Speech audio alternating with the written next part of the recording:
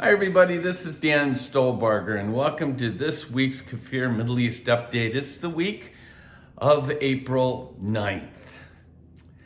Remember, get the PDF PowerPoint, accompanies this YouTube at the YouTube site. You can get it there or our website at holygroundexplorations.com. Jumping into our news bites this week, concerns with the Biden administration. He's made it very clear that he wants to support Israel, but he's given clear signals that he's going to back away from the unwavering support that Trump had with Netanyahu.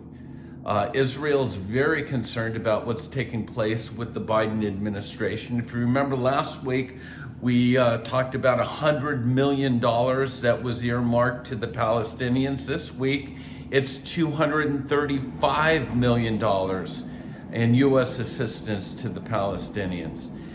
There's a lot of mixed messages in regards to Iran. The Biden administration has been in indirect talks in Vienna, and my gut tells me, and Israel is very troubling, but my gut tells me that we're going to cave and we're going to come to some sort of agreement, try to save face, but this is going to be a major issue.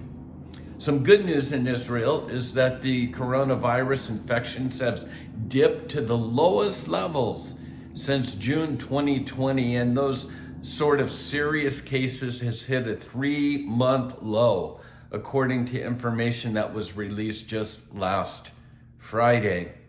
Today in Israel is the Holocaust Remembrance Day. I've been there during this time. I've heard the sirens.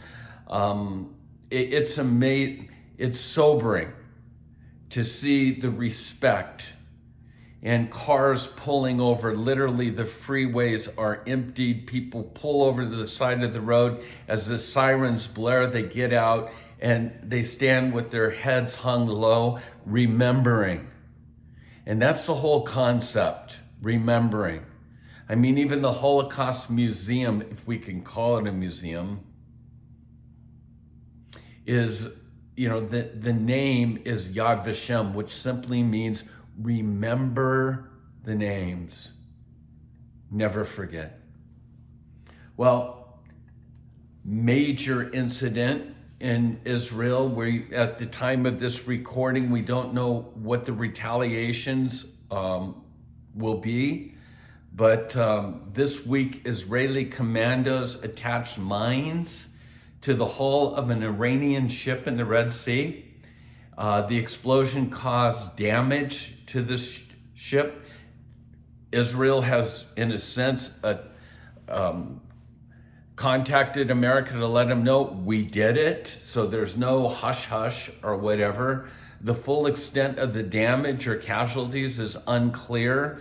But this ship, the Saviz, is owned and run by the Iranian Revolutionary Guards, and it's been stationed in the Red Sea for the past few years to support Iranian commandos that were sent to escort certain vessels. And so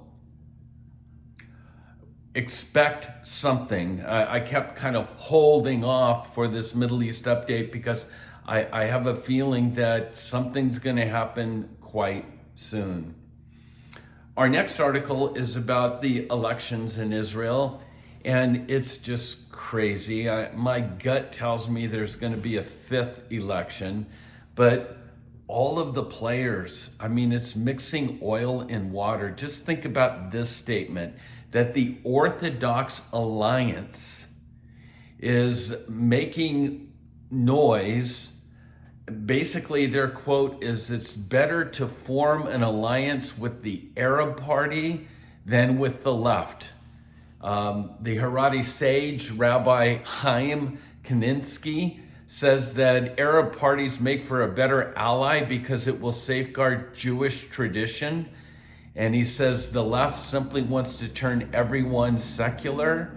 Who would have thought that this would even be on the table as part of the negotiations? And so nothing to report on. Netanyahu has been given the mandate from Rivlin to establish a government. He's been given the first go at it.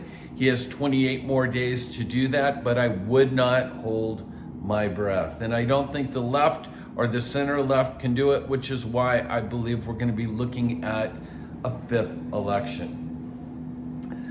Vaccine passports. Have you heard this been thrown around? Again, with the Biden administrations, we're hearing both sides. On one side, we're hearing that they're seriously considering forcing American citizens to carry what's being called vaccine passports to prove that they've been vaccinated for COVID. Again, what will this entail? Will it be retailers, grocery stores, restaurants, travel? And yet, we just heard yesterday that no, we're not, this is not going to happen or whatever. It's going to go back and forth. And as we all know, what's the agenda behind all of this?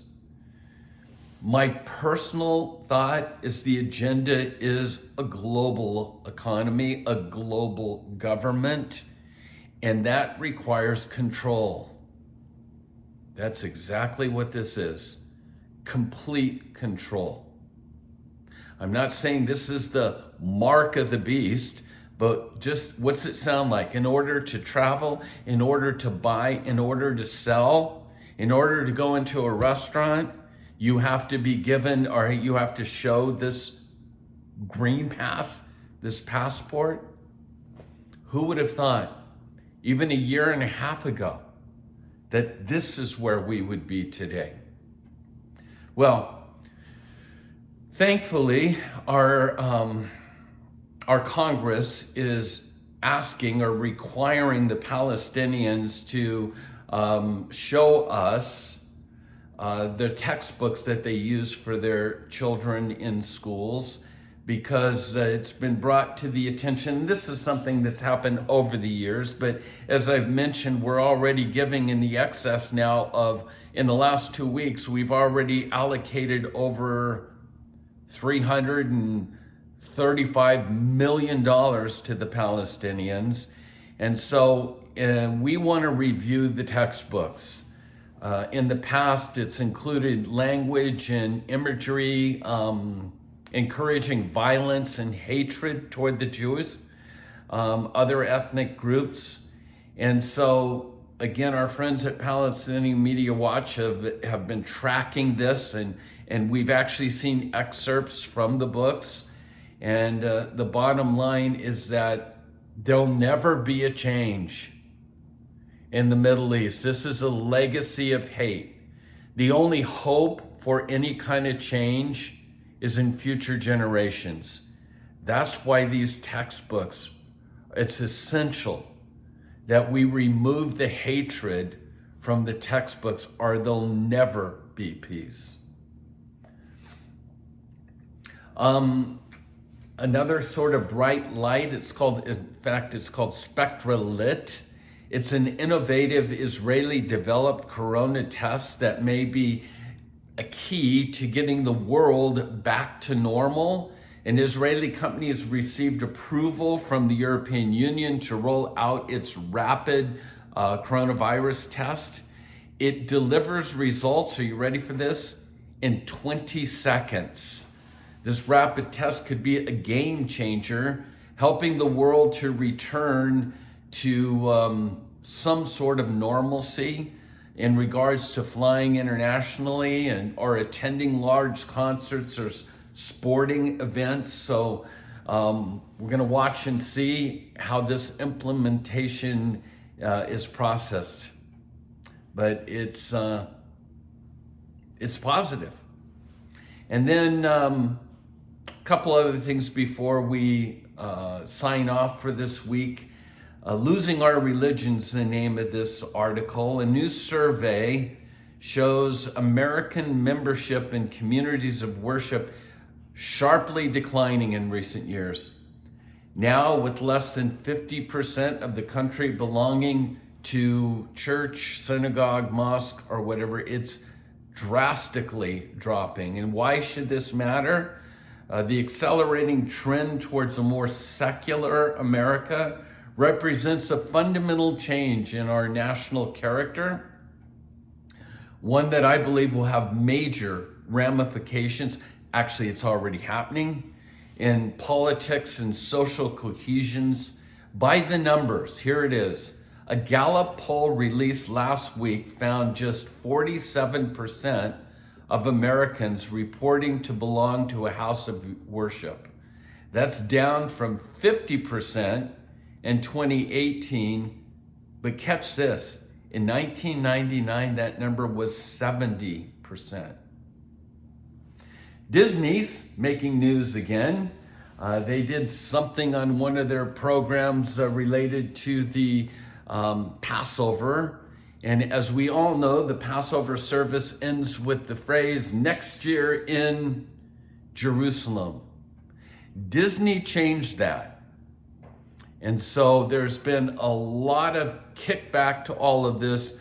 But in the Disney program, their statement was, next year in the Holy Land. Whoops. Don't you mean Jerusalem? So that's our report for this week.